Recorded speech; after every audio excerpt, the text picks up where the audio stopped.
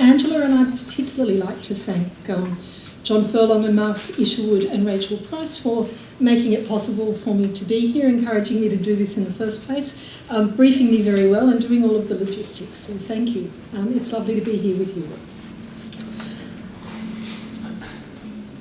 So I began life as a student of history, and it seems the older I get, the more my historian's training frames the way I talk and think about education.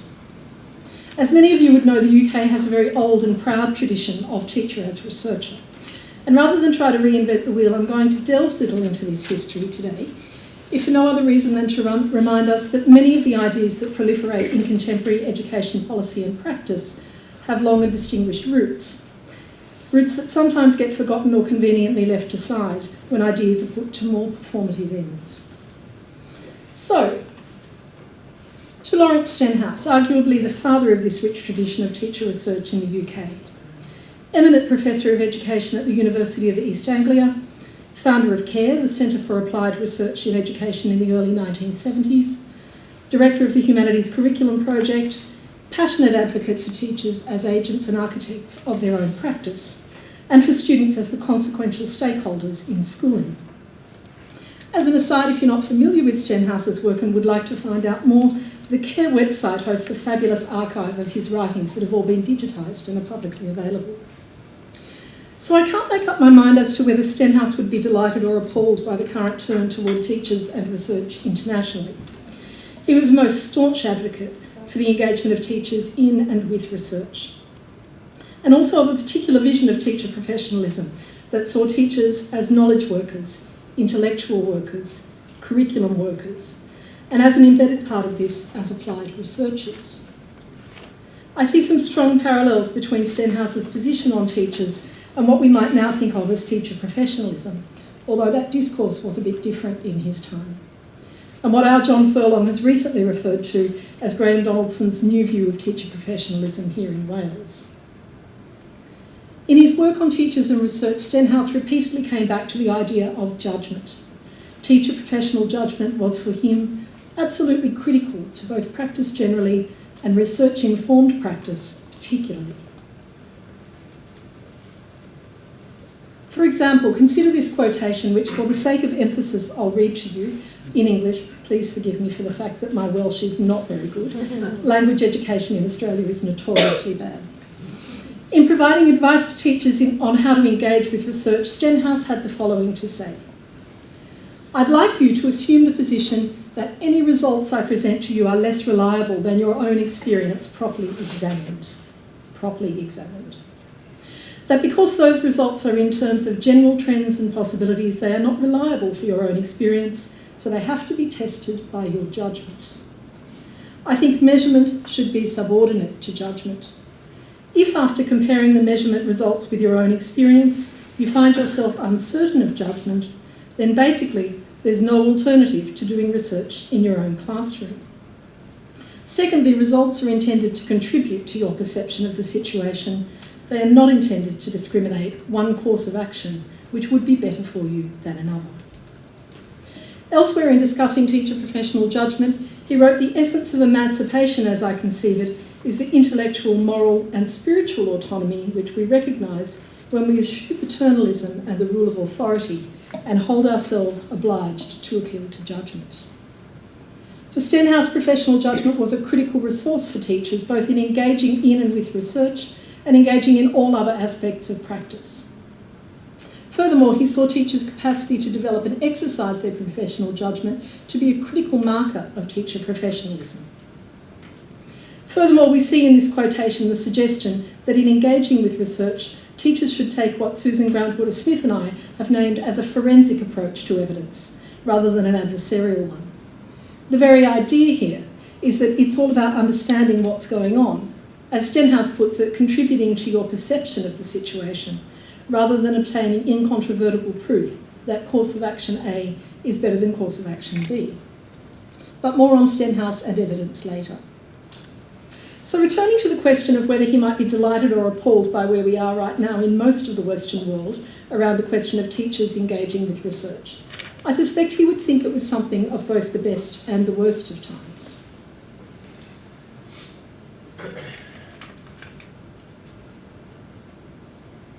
The best of times because a good 40 years since some of his most influential and important writing about the relationship between teachers and research, the concept of teachers' engagement with research has finally gone mainstream.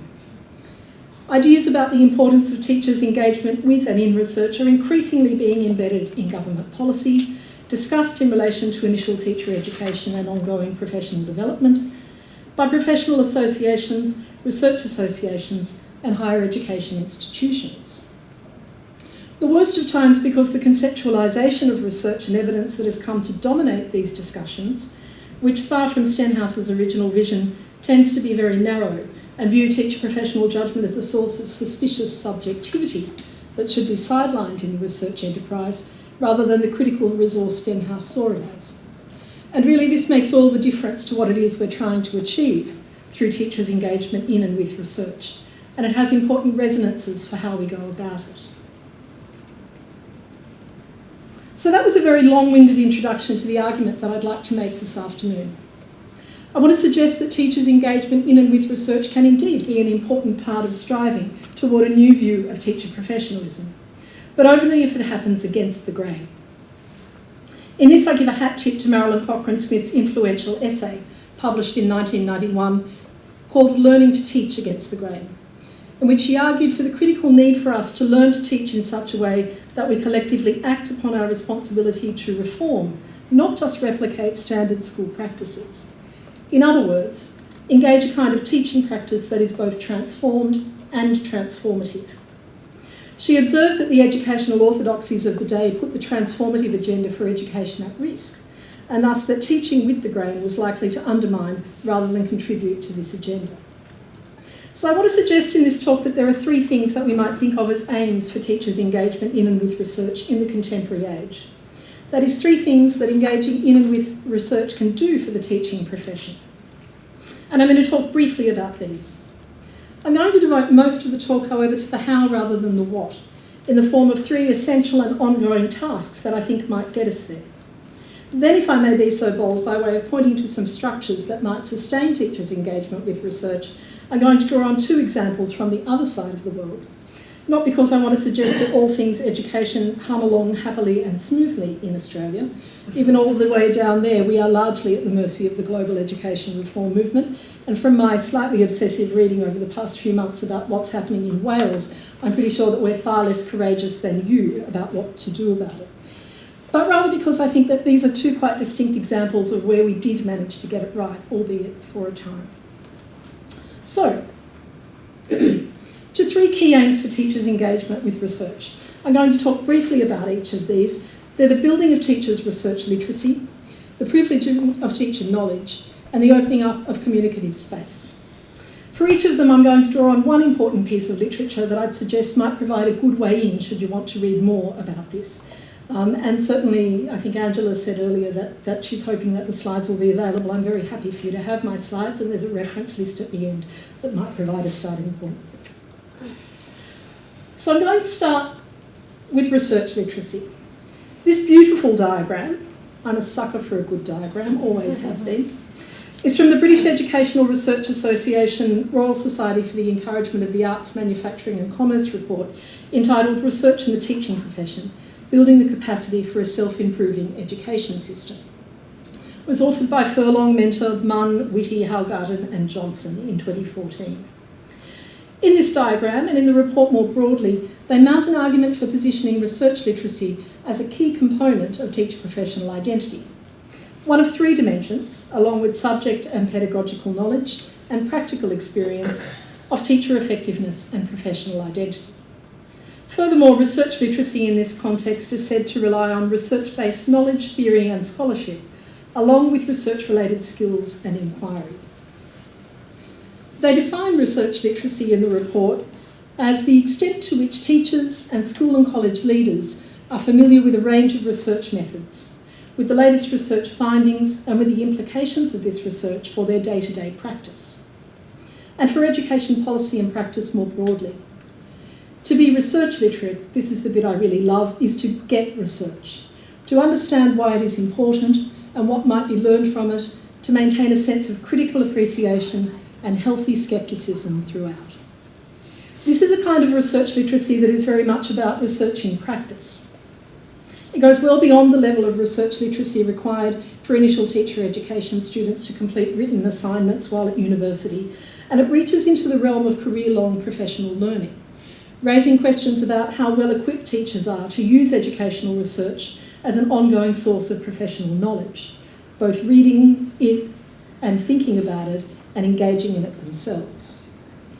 This kind of research literacy is only built through teachers' critical engagement with research as part of practice. Its construction certainly can and should be begun as part of ITE, but it's very much a career-long proposition. And too often in the past we've seen research literacy as a means to an end related to academic study, rather than a practical tool with ongoing utility for teachers over the course of a career. So the second aim, the privileging of teacher knowledge. Marilyn Cochrane-Smith and Susan Lytle, who wrote very powerfully together about teachers and research in the 1990s and 2000s, talked about the relationship between teacher knowledge and inquiry in this way. Essentially, teachers and students negotiate what counts as knowledge in the classroom, who can have knowledge, and how knowledge can be generated, challenged, and evaluated. Through inquiry, teachers come to understand how this happens in their own classrooms and how their interpretation of classroom events are shaped. Teacher inquiry is a way for teachers to know their own knowledge. That is, engaging in inquiry, teachers seize the capacity to have their own knowledge of and about education and practice privileged within the community of their schools and their school systems.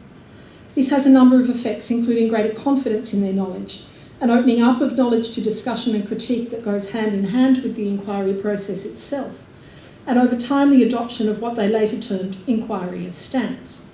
The idea that the frame of research and inquiry becomes a way of being and thinking for teachers about professional practice.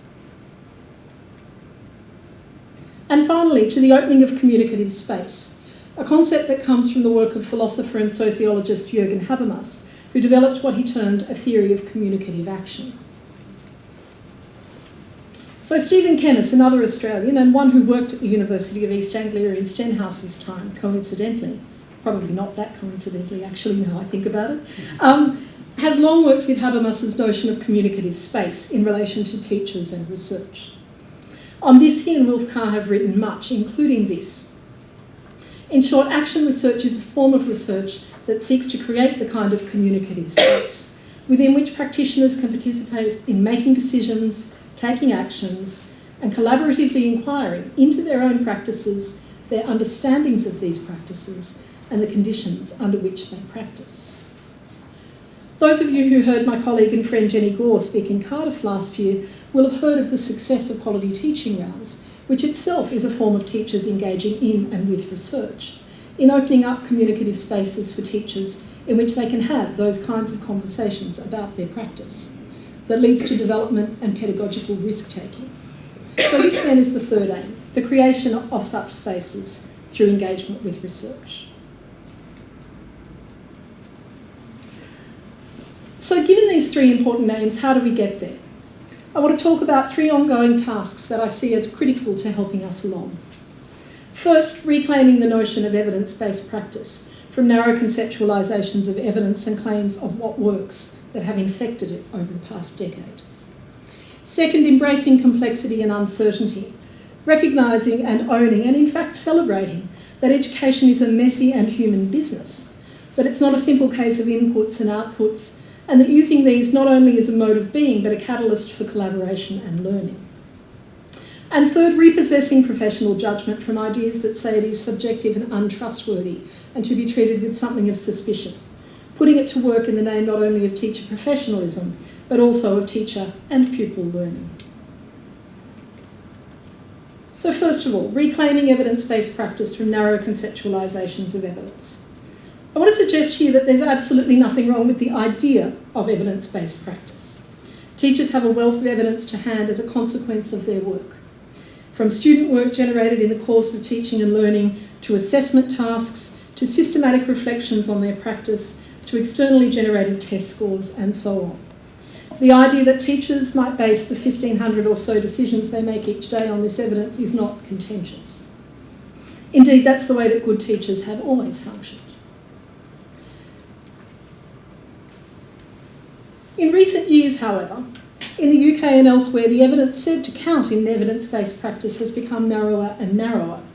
And evidence-based practice has become a proxy for the idea that teachers should somehow cede their professional knowledge about practice over to a higher power. Ben Goldacre, whom I'm sure many of you know of, a medical doctor and author of Bad Science, was commissioned by Michael Gove in 2013, for example, to author a report called Building Evidence into Education, in which he encouraged teachers to conduct randomised controlled trials in their classrooms, arguing that randomised trials are the best way to find out how well a new intervention works. They ensure that the pupils in schools getting a new intervention are the same as the pupils in schools still getting an old one, because they're all randomly selected from the same pool. So Goldacre effectively equates the evidence in evidence-based practice with evidence obtained via randomised controlled trials, an approach to research where the researcher divides a group randomly, applies an intervention to one group, withholds it from the other, and looks at the difference in outcomes. Now, while I'll happily concede that this is one form of evidence, and that it can be a very powerful one, there's no denying that when used appropriately, the idea that it constitutes the best form of evidence for teachers to use in making decisions about their practice is quite simply incorrect and dangerous, and predicated upon an assumption that results or outcomes of research generated in one place can be successfully and simply applied everywhere else. It's the opposite of Stenhouse's warning in the opening quotation that results are intended to contribute to your perception of the situation. They are not intended to discriminate one course of action which would be better for you than another. Unless this be construed as a criticism that only researchers with a qualitative as opposed to quantitative bent might mount, I'd also like to note that Lee Cronbach, 20th century statistician extraordinaire, so much so that his name is synonymous with the statistical measure of reliability, wrote that when we give proper weight to local conditions, any generalisation, such as one generated by a randomised controlled trial, they were my words in the middle there, is a working hypothesis, not a conclusion. So it seems that even Cronbach would perhaps question what Goldacre has to say to teachers. These ideas are hardly confined to the UK, however. Here's a diagram generated in my own context of the state of New South Wales. Incidentally, last year I went to actual South Wales, what I like to think of as old South Wales, and I do definitely see the family resemblance. This diagram was generated by the New South Wales Department of Education Centre for Educational Statistics and Evaluation and appears in a number of places, including an evidence guide for teachers. You can see here that evidence has been organised handily into gold, silver and other. There isn't even a bronze medal here, just other. And that by way of categorising it, the only kind of evidence that gets a look in is that which is either generated by experiments involving randomisation, experiments that don't involve randomisation, and pre and post comparisons of things like student test scores. At the very bottom of the hierarchy is everything else bundled into what they call expert opinion. So that would be the opinions of teachers, the opinions of educational researchers. Of course, the irony is that you're engaged in listening to alleged expert opinion right now, so take this as a warning. This kind of narrow rendering of evidence is problematic on a number of levels, and I could probably talk for hours about the ins and outs of those problems, but don't worry, I'm not going to do that. The major one is that at its heart, there's a deep misconception of what education and the role of the teacher actually is, one that guides a lot of contemporary education policy making in parts of the world other than Wales, and one in which some of those parts of the world were in danger of the teaching profession buying into and being redefined by. Back to Stenhouse. Here he's talking about this narrow rendering of evidence does us no favours and is in fact not our friend.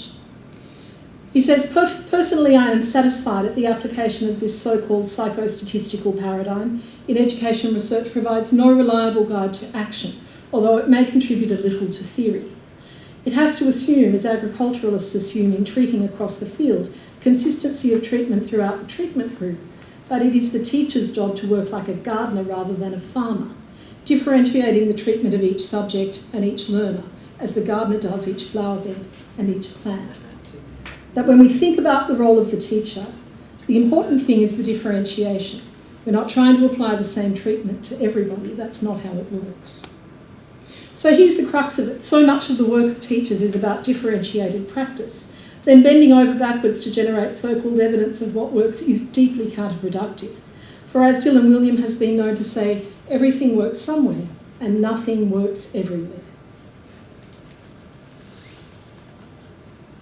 Another reason why it's deeply problematic is because the opportunity cost is so great. Some recent research that I've done with my colleague Dr. Megan Stacey from the University of New South Wales on teachers' conceptions of good evidence and their engagement with research has itself provided good evidence, see what I just did there, that teachers well understand the multifarious sources of evidence at their fingertips, but feel constrained by what is seen to count.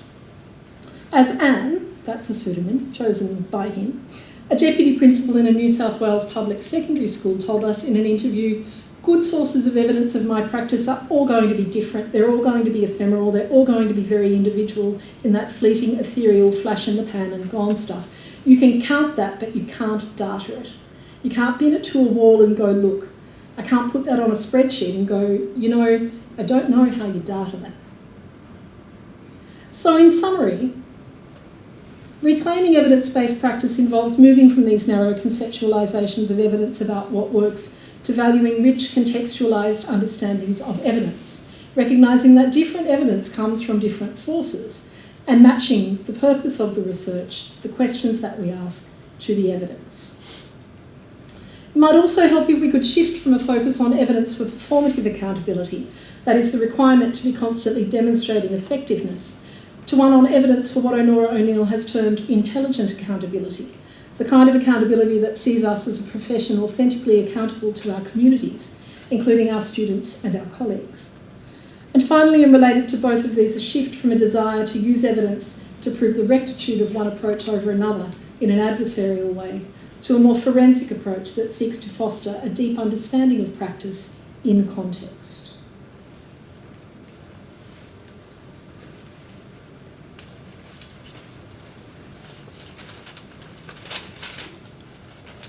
The second task is about embracing uncertainty and complexity.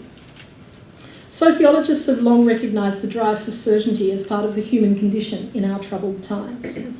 Part of the lure of the narrow conceptions of evidence I've just been talking about is the certainty they offer. The international push for standardisation of all kinds in education, of curriculum, assessment, pedagogy, teachers' work and so on, is part of a desire to shore up certainty in a world that is in its very essence an uncertain place.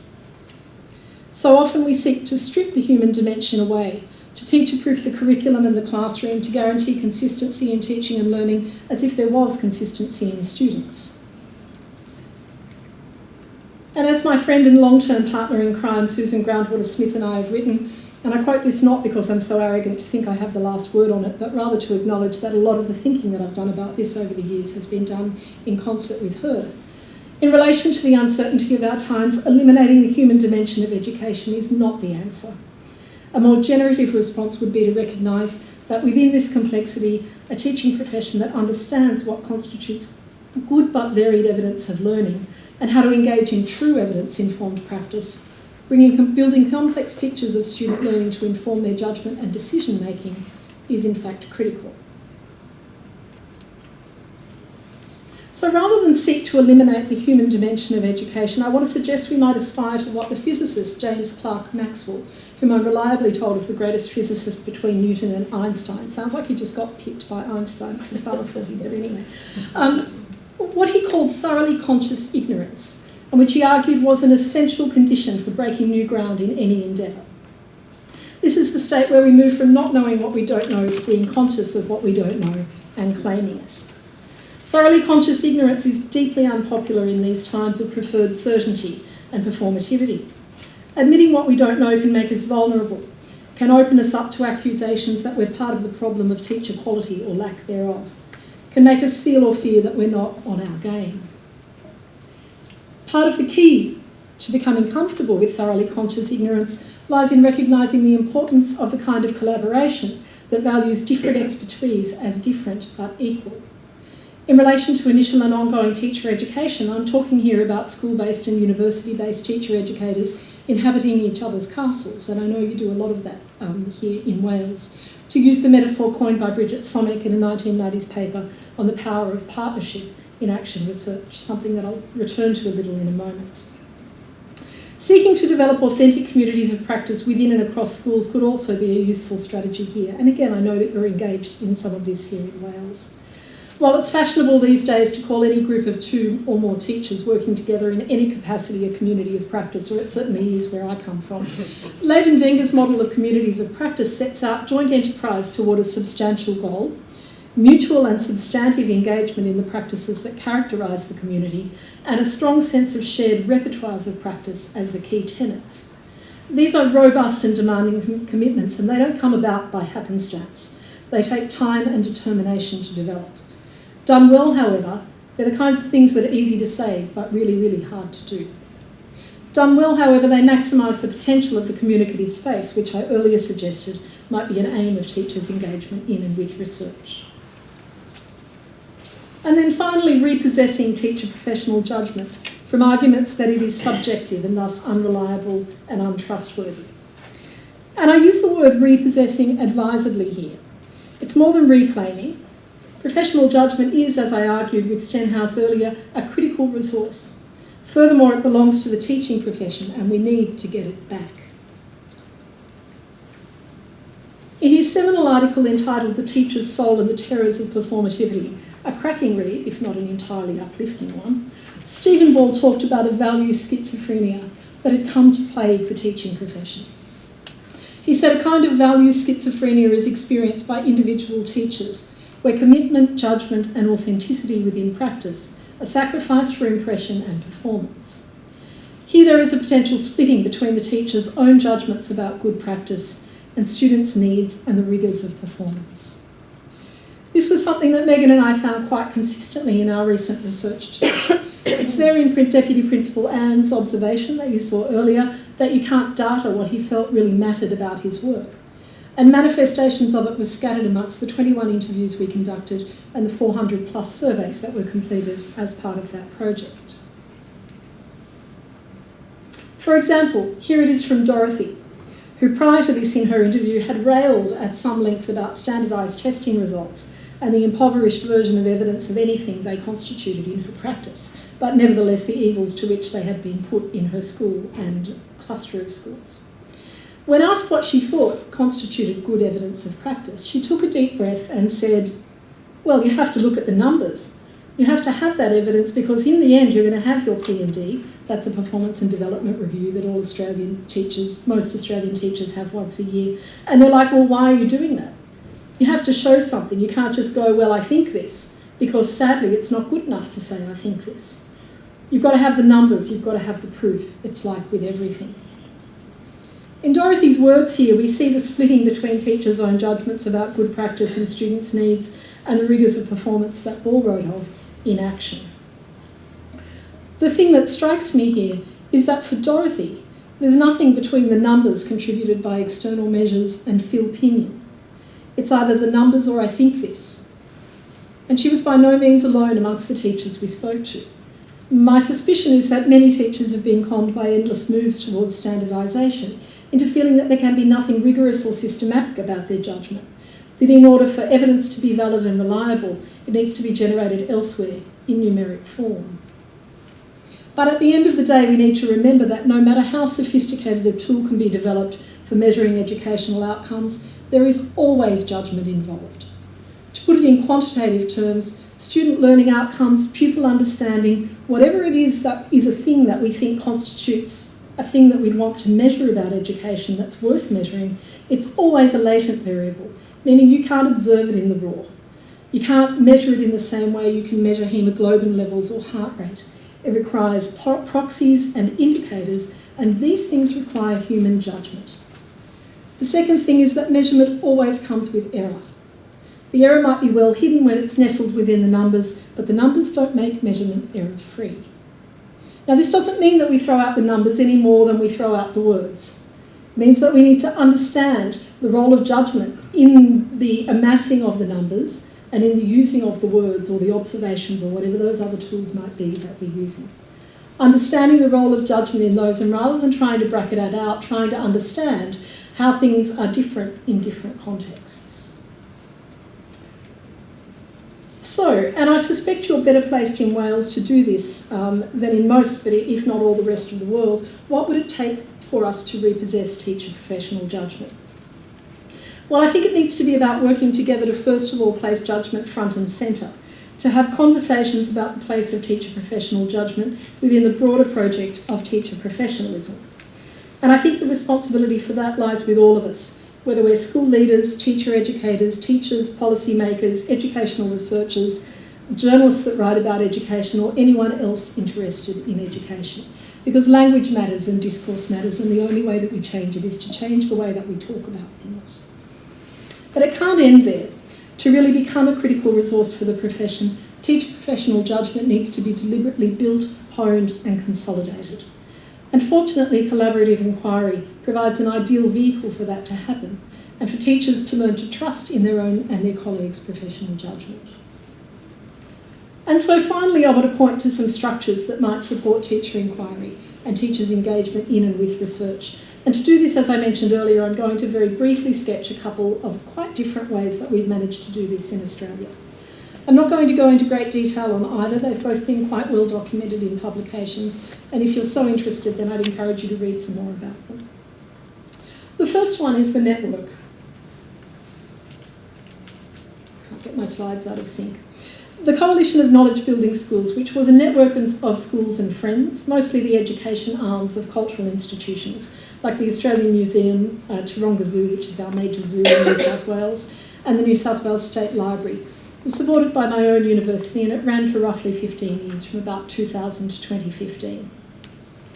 The coalition was a cross-sectoral group, and this is a really unusual thing in Australia, where although school networks exist, they tend to exist along either public or non-government lines when it comes to schools working together.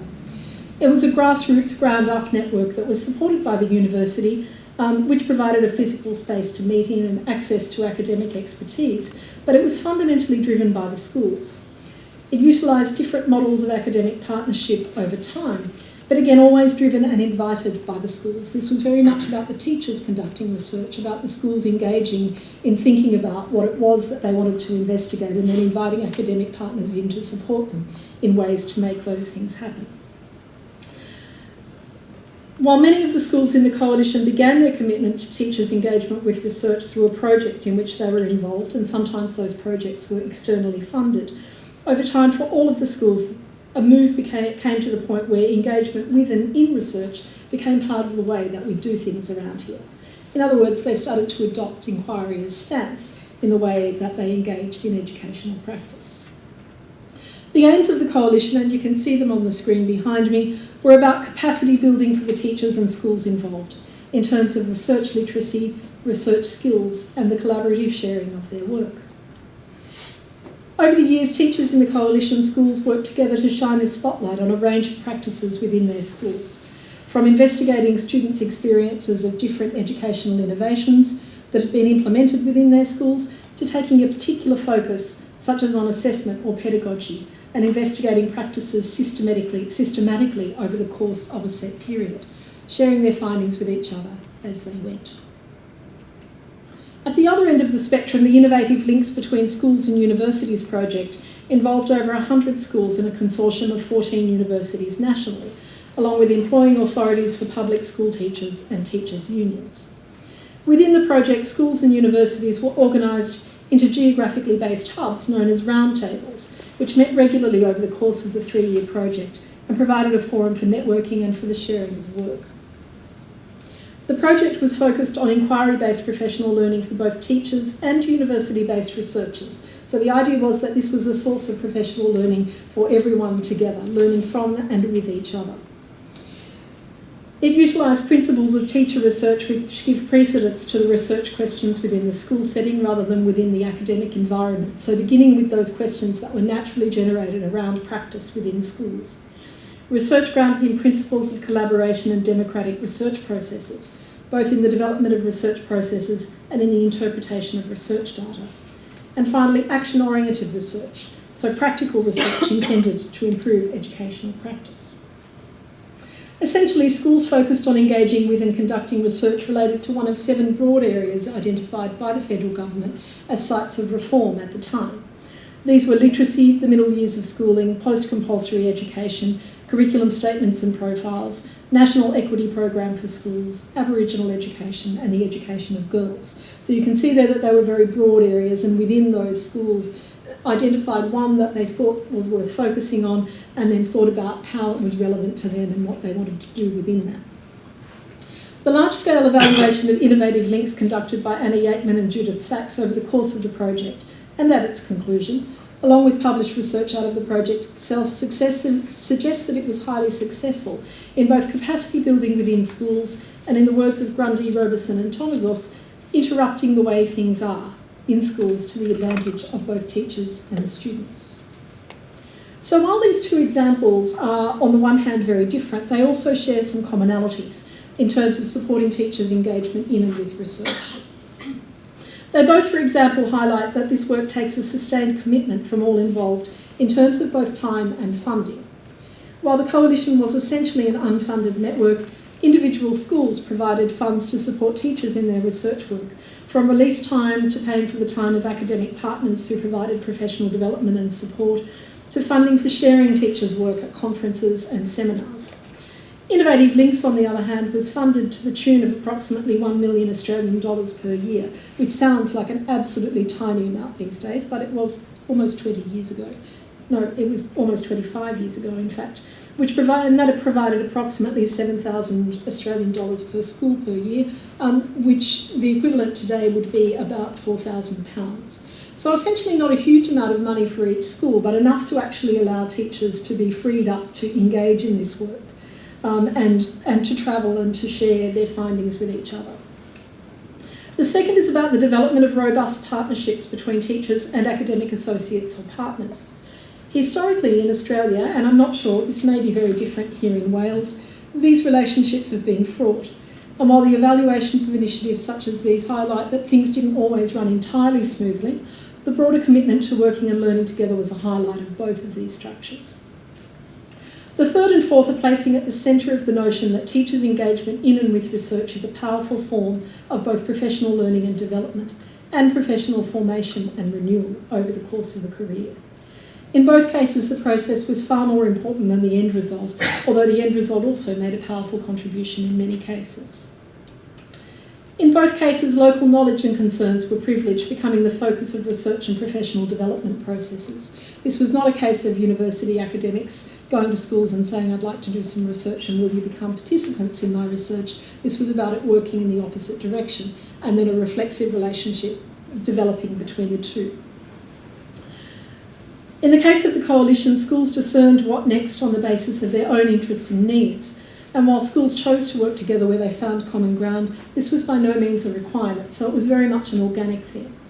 In the case of Innovative Links, the 7 areas were sufficiently broad that schools and teachers found a space to engage in ways that made sense for them. And finally, both of these structures provided focused support for what Stenhouse referred to as systematic inquiry made public, which was his definition of research. They did this through their mechanisms for supporting teachers in developing their research capacity, in the form of access to academic expertise and the expertise of each other, and in sharing their successes, failures and findings within and sometimes beyond the supportive professional community of the network. And so as we come to the end, I want to give Stenhouse the final word. There's a memorial plaque dedicated to him at the University of East Anglia, the wording on which was decided by a group of teachers with whom he had worked over a long period of time. They chose something he was known to say and a perspective that had infused the work they had done together. It is teachers in the end who will change the world of the school by understanding it. Ultimately, if we're to change the world of the school and of our school systems for the better, I don't believe it can happen any other way, in fact. An engagement in and with research, with all that it entails and all that flows from it, is a powerful tool for developing such critical understanding. Thank you.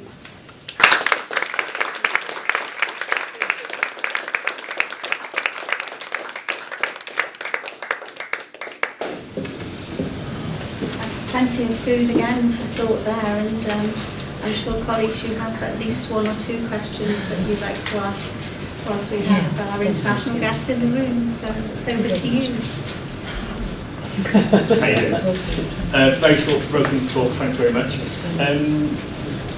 What are your opinions about the usefulness of meta-analysis research? Well, it's a good one to start with.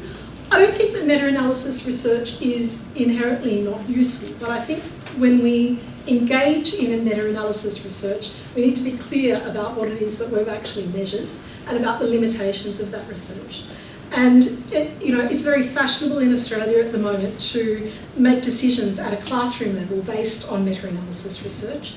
And I think questions are only just starting to be asked there about, well, it's not a holy grail by any means. I think it's a useful guide, it's a useful way to think about what kinds of interventions are likely to work in more cases than others. But I worry when I see it being put to such ends where, without thinking about that stuff between the broader context and the local context, we think about the need to differentiate. Thanks. Anyone else? Very interesting talk, thank you very much. How do you feel about pupils themselves being at the centre and doing their own research? Look, I think, in the years of the coalition, we did a lot of work with schools engaging not only with student voice in a kind of how do the students experience these things, but actually students engaging as researchers as well. And look, I think it's something, we often, the student voice movement has in some ways, I'm not going to say become a little out of control, but the idea that we consult with students and we consult with students. Michael Fielding has a lovely way of thinking about the kind of hierarchy of participation of young people in research, with participation in research at the bottom level of the hierarchy, and then moving up through their engagement in actually helping teachers to shape research questions, shaping research questions with teachers as partners, and engaging in sort of more sophisticated ways in research. And so I certainly, I've seen the power of that happen, but I know that it's something that takes, a lot of time and effort to make happen, but I think it's actually has been worth in those school communities that have managed to do it well, that time and effort that it's taken. Sorry, just one more. Your talk has been very thought-provoking for me because I come from a psychology background in terms of my research, so very sort of quantitative in general. And I always talk to my PhD students around the question you're trying to ask should drive your research methodology. So traditionally, I came from a very sort of almost a small n kind of focus. So individual children have an experiential history that is unique. So you can't really apply generalised methods from that, but then you have a pressure within academia to move along that sort of journey to evidence-based towards the RCTs, the meta-analysis and all of those kinds of things. But recognising that every time you do an average score, which is the basis of most experimental designs, you've lost the individuals. And so you average out. So I liked it when you talked really about professional judgment in the sense of that all evidence is, the way I think about it is all evidence is useful, but you have to contextualise that. The struggle then I have is how do you develop an evidence base that can be spread when your focus is always on contextualisation. Does that make sense? Yeah, it does make sense. Look, my immediate answer to that is I think we need to think about it in terms of complementary methods. To go back to the work that Jenny Hall presented to many of you last year, they've done they've done several randomised controlled trials now looking at the effectiveness of the quality teaching framework. But what's gone along with those have been very rich contextualised case studies that have actually gone, they've drawn the line between how we see things working and what the averages tell us about how things work in these different places, to gathering other evidence that's about, well, why is it? You know, why is it that it works differently here to there? What are the conditions that open up and close off possibilities of those practices?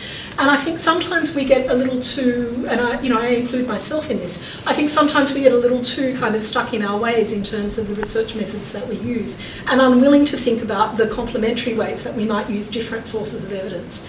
And, you know, I think that we need to get a lot better at doing that. I think that, you know, there's a dearth of good mixed methods research in education, and I think that we need to get better at working together and doing that kind of research. So I think the danger that we all have in a sense is that we get tied to a sort of philosophy, and rather than thinking about what's the question we're trying to answer here.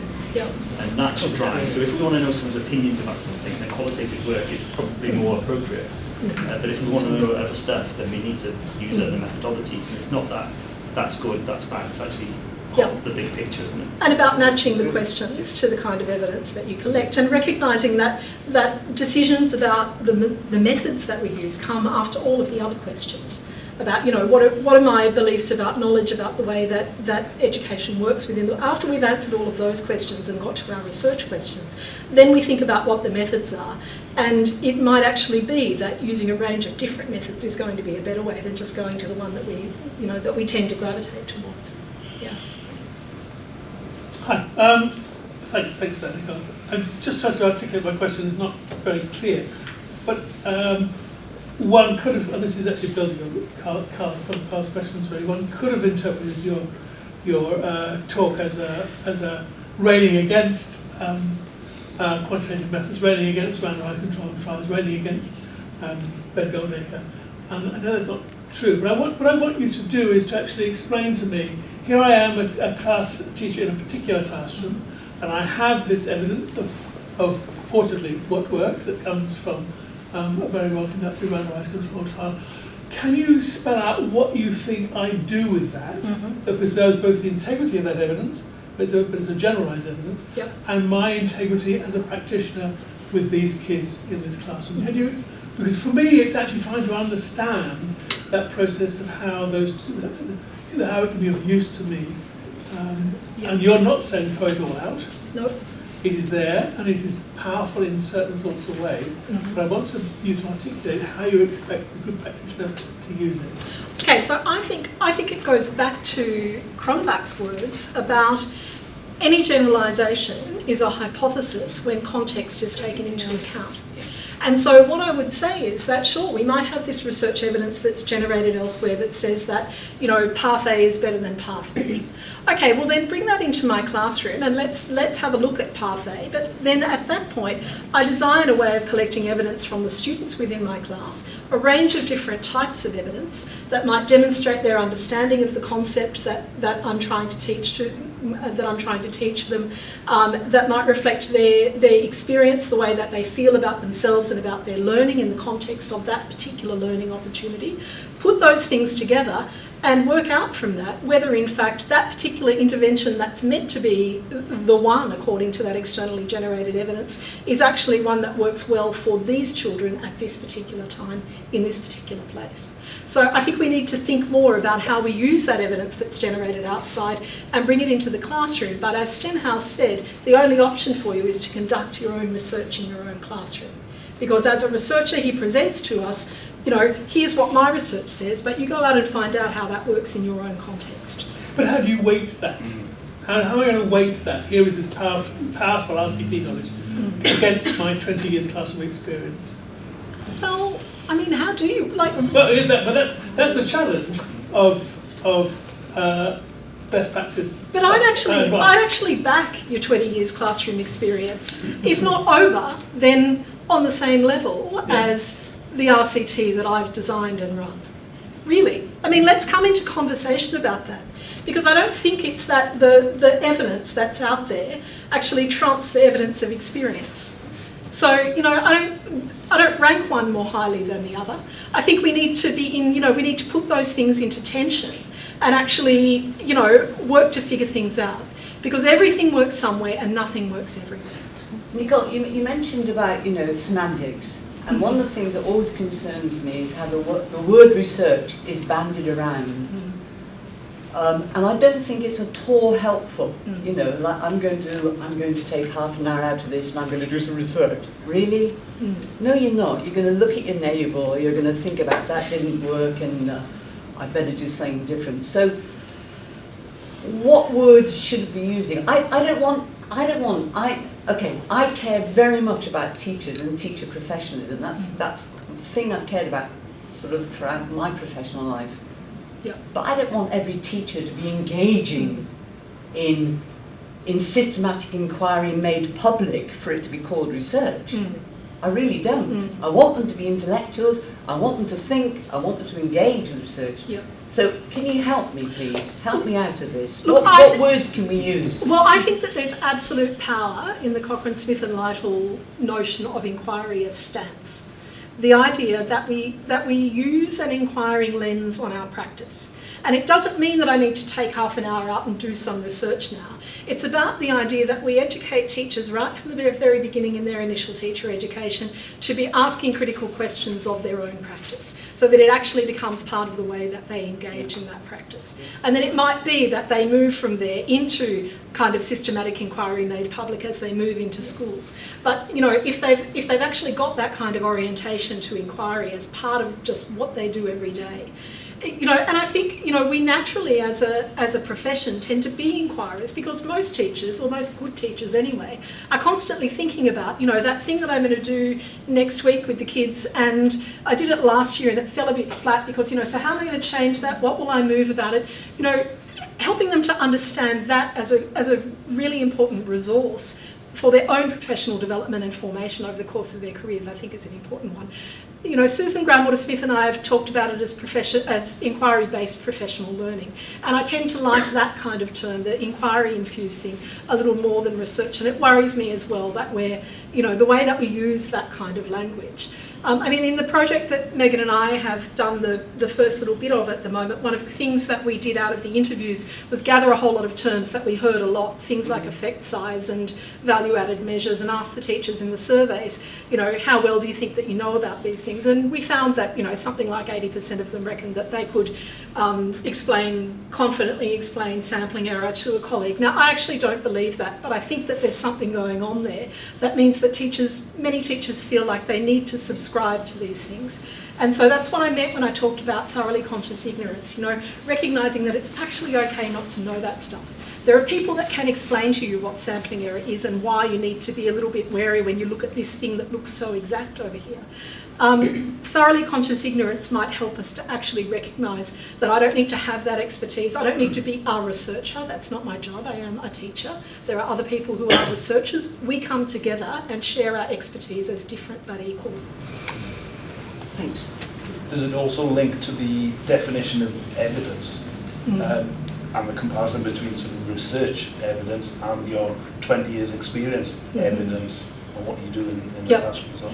I think that's true. Stenhouse has had some very interesting things to say about evidence and the difference between information and evidence. And he talked about how, in fact, you know, all information can become evidence when we put it to some useful purpose. But again, we need to be a bit systematic about that and about thinking about what that piece of information is actually good evidence of. And it goes back to questions around how do we think about different types of evidence for different purposes and put them together in ways that make sense. Is it okay if I say something else? Sure. Okay, fine. Okay. I mean, one of the things I think is important is this whole business of collaborating with colleagues within school, not least because teachers have to routinise a lot of what they do, and a lot of their professional knowledge is in fact tacit. It's through, if you like, working together, through talking together, planning together, observing each other as peers, not as in a kind of a hierarchical appraisal thing, that, if you like, that tacit knowledge, which is so much of professional knowledge, can be articulated, acknowledged, and actually examined, looked at and think, wow, I do that, and I haven't thought about actually why I do that so much, and so on. So I think the whole collaborative thing within schools, across schools, is critically important. Yeah. Yeah. I think that's true, and I think it's a particular type of collaboration that draws teachers into critical conversations about practice. Yeah. We have far too much congeniality and not enough real collegiality. And so, you know, sometimes having a framework or something that actually we're using as a shared language helps with that. And, you know, that's the power of the quality teaching framework, that it actually draws teachers into conversations with each other about what they do. They develop a shared language and are able to actually use it to critique each other's practice and to give each other feedback and to affirm each other's practice. And, you know, so, but I think it all goes back to understanding the difference between congeniality. Congeniality means everyone's birthday gets celebrated and it's all very lovely and we have a Christmas party and that's great. Authentic collegiality is something quite different to that, and we, you know, that doesn't happen by happenstance. We need to think about ways that we generate that across schools, within schools, and within different bits of schools in many cases. Thanks. One more? I don't know if this is a question, but it's an observation based on some work that we've been doing. A number of colleagues in the room have been doing similar projects, the National Professional Inquiry Project, which resonates with one of the structures that you talked about, where the pioneer schools are working with HEIs collectively to generate inquiry projects within the school base, which will inform professional learning for the new curriculum and then becoming lead inquiries. Right. There's a whole policy and there's funding behind that project. And I've heard some really important conversations today, and a lot of them are around process. The process of asking questions and inquiry as starts is a process. But attention, I think, currently in the system, and I think Kevin's gone, so I hope someone's going to feed this back to Kevin, or colleagues in the room will talk to them about it. But we're in a system where there's an expectation that we celebrate the product. So that there's a move to what's the report? That we need a report by this deadline, and then we need the findings, so we're going to share the findings. And my feeling is what we're hearing is actually we need to talk about the process and celebrate these processes of inquiry so we understand them better, rather than rushing to a product which makes us performative. So I do think we need to engage in that conversation of process and acknowledge this is a complex, challenging, very exciting area, but we can't rush to the products. And I think that for me is something I've really listened to and really tried to understand carefully about what you've said. So I don't think it's a question, I think it's a kind of observation. Yeah, but I think that's so important, Jane, and I think Susan and I wrote a paper some years ago called Practitioner Inquiry Beyond Celebration, which was exactly about that, and spurred on by a question that John Furlong asked at the end of one of our presentations at AARE, where he said, oh, gee, well, that's all really interesting, but it all sounds very celebratory. And Susan and I went, it's not celebratory, that's not what we were meant to be doing. Anyway, it sent us off on this whole trajectory that took about 5 years of thinking about how do we pay due attention to the process and try to move beyond the celebration. Recognising that the work needs to be affirmed and that teachers need to, particularly teachers, need to feel good about what they've achieved, but how do we shift the emphasis from the product to the process? But it's a really, really difficult thing to do, because when we get funding from elsewhere, it's all about the end point. We're all going to get together and have a conference and share our work, and so I think it's a tough one, but I think it is a really important thing for us to do. Okay,